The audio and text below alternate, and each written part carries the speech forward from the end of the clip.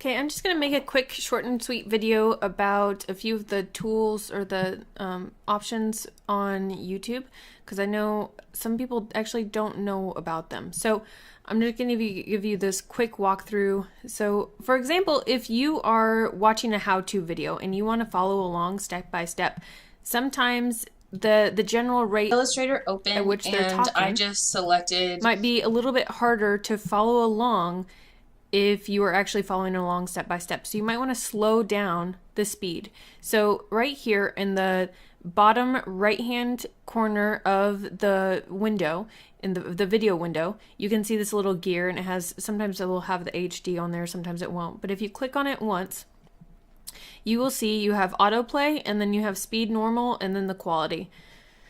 So the quality is just going to be like what you're seeing, so that'll make it either clearer or maybe a little bit more pixelated. You might have to take the quality down if your internet connection isn't very good, but maybe the amount that you can see isn't necessarily as important, which is true for some videos. As far as this video, it's an Illustrator how-to, so you might want to be able to see it as much as possible. So you might want to change the speed though. So from the speed, you can always leave it at normal, or you could speed it up.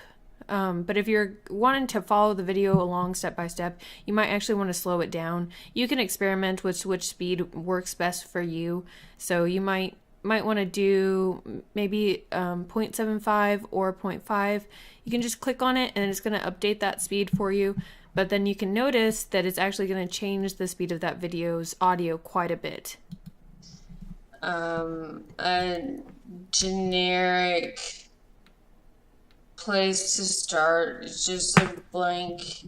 So as you can tell with that, nothing special. As you can tell with that, it's really slow if you do the 0.5. So maybe 7.5 might be a little bit better for what you're trying to do.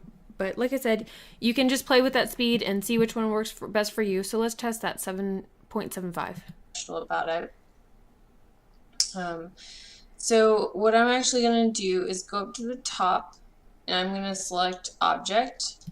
See, the 0.75 might be a little bit easier to follow along with. And then also remember, you can hit this the play button or the pause button. So as the video is playing, it actually turns into a pause button. So you can hit pause if you need to do along a few of the steps, and then watch a little bit more, and then do a few more steps, and then watch a little bit more.